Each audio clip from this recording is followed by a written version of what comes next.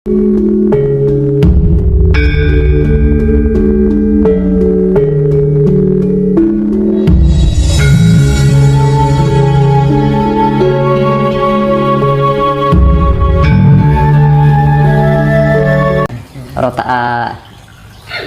bulan ada, matahari, pencahayaan dari matahari ada, akhirnya terjadilah kehidupan kan gitu.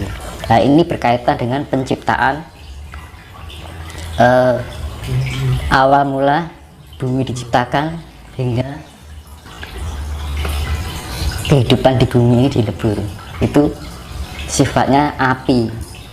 Api kan sifatnya menciptakan dan memusnahkan atau melebur, kan gitu. Makanya api itu kan kalau diibaratkan dewa Brahma. Banyak saya jelaskan dewa dulu ya. Dewa itu apa toh? Kan pada bingung dewa itu enak ora toh? Kan pada bingung kan toh? Jadi sampai saat ini kan jadi mitosan itu ya.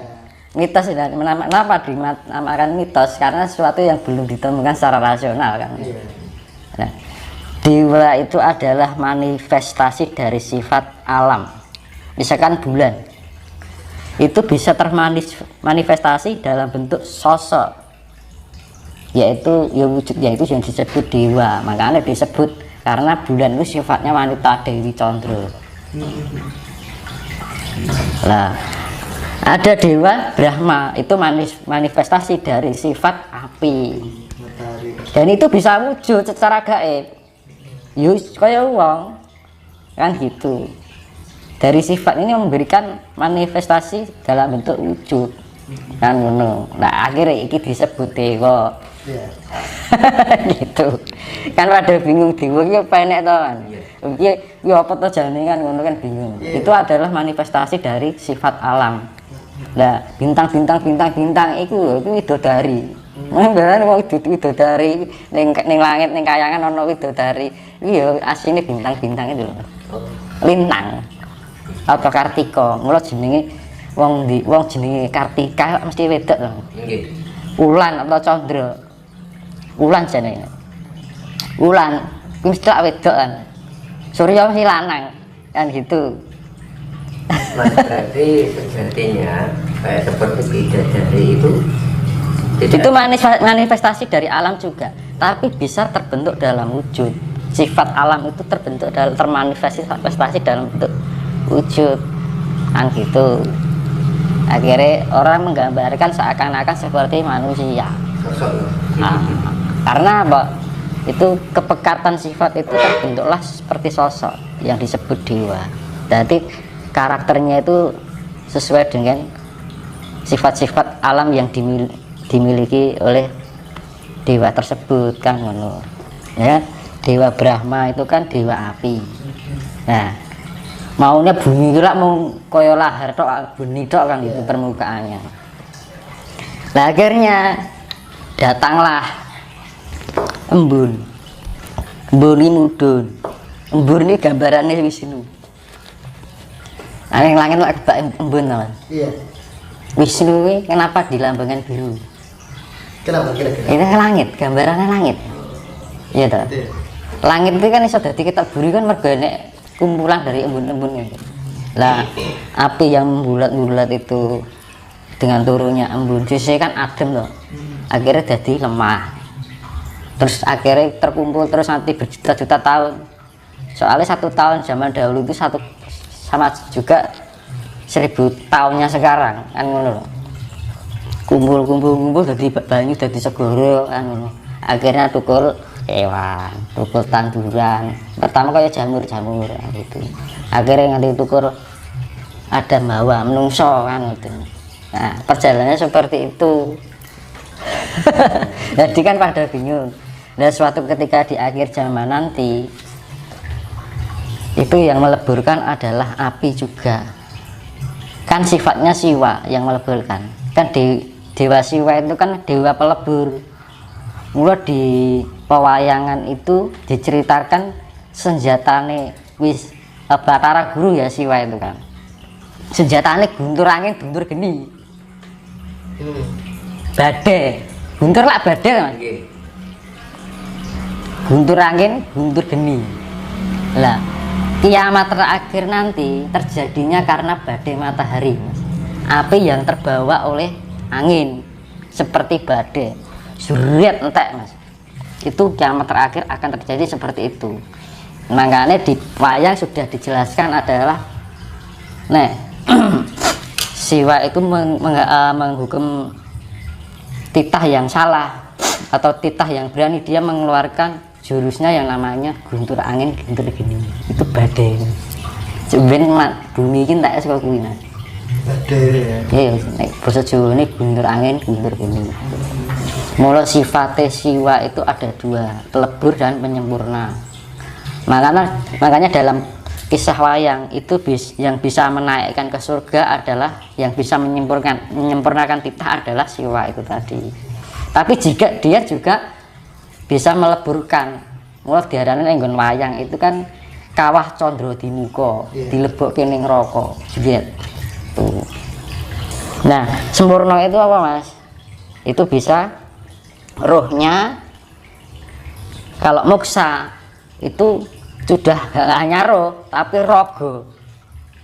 Makanya fungsinya meditasi kalau tingkat pencapaian sampai raga itu lebih susah, karena kamuksan itu lebih mengendalikan cipta, rasa, jiwa, lan rogo.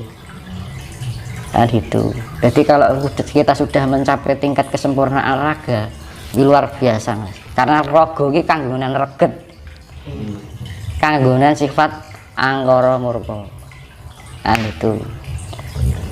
Makanya di dalam gunungan wayang itu mesti kaya ana gapura buta ana loro. Iki simbol angkara lan murka. Angkara itu kan artinya dibilang angkara itu apa? Ego yang berlebihan. Over ya. Nah, itu akhirnya timbullah angkara.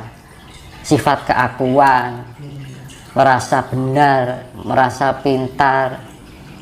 Wis pokoknya egois lah kan gitu. Paling. Nah, paling gitu. Makanya dihindari sifat-sifat seperti itu.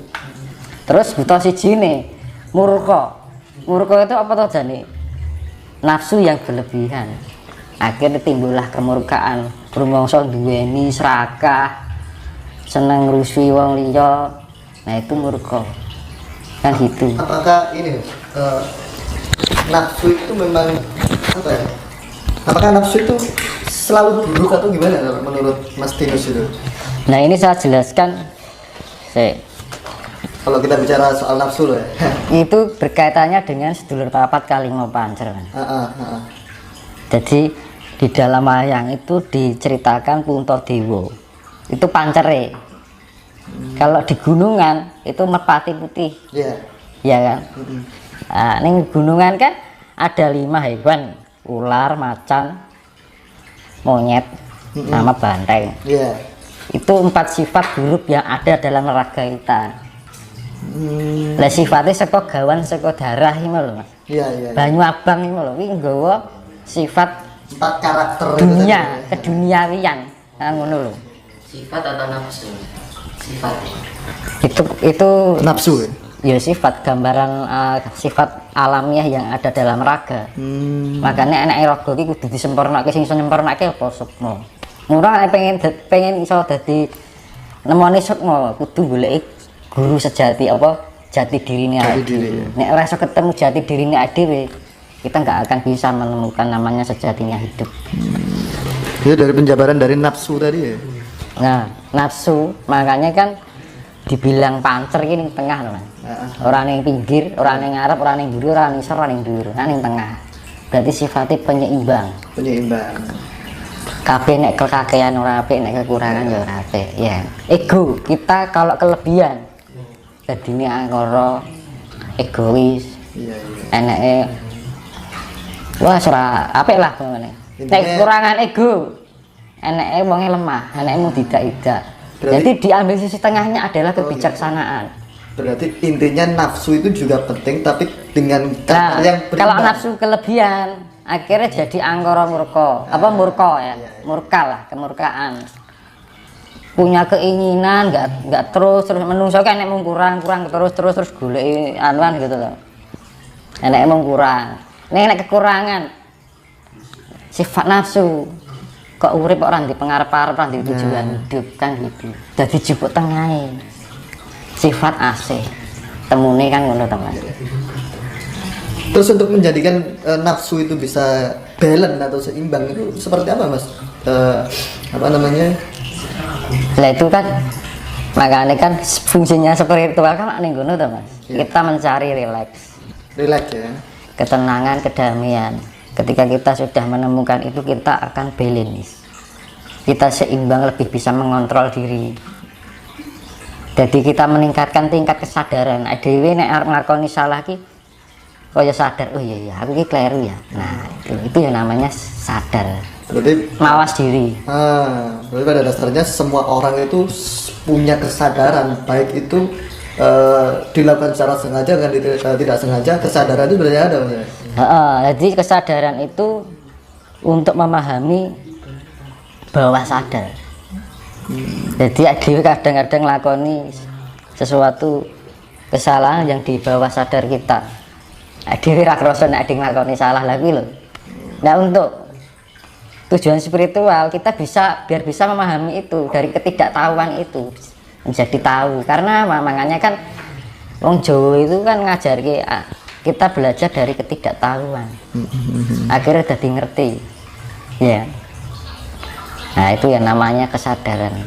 Jadi kalau kita sudah menyadari itu kita bisa menyeimbangkan antara jadi ning Jawa ki ora ono dalam etika Jawa itu enggak ada sifat salah atau benar, tapi orang Jawa itu memandangnya bahwa segala sesuatu berdasar ketidaktahuan kan gitu. Jadi orang nek wong Jawa ki nek enek wong lakoni salah dianggap wong urung ngerti gitu. Jadi karena jadi orang nek wong salah beda nek wong saiki oke nek wong salah disalah-salahke kan. Nek wong Jawa dalam etika Jawa yang sebenarnya orang yang benar-benar memahami Jawa kita memandangnya beda. Ya mungkin karena urung ngerti apa sing dilakoni dan gitu. Jadi nggak ada unsur menyalahkan gitu. Karena apa? Tingkat spiritual itu nggak ada sifat nyalahke, merendahkan kan gitu. Makanya belajarlah merendah sampai tak ada ya seorang pun yang bisa merendahkanmu. Ya. Belajar mengalah sampai tidak seorang pun bisa menyalahkanmu kan gitu. Jadi tidak ada kebenaran jika masih mau menyalahkan. Tidak ada yang ditinggikan jika masih mau merendahkan. Jadi sifatnya iki momo Jawa niki dadi padang sing ora mblerengi, dadi santosa sing ora medeni. Dadi bener ning tanpa nyalahke. Ngono lho. Dadi landhep ning sing ora nglarani. Dadi lancip sing ora natoni.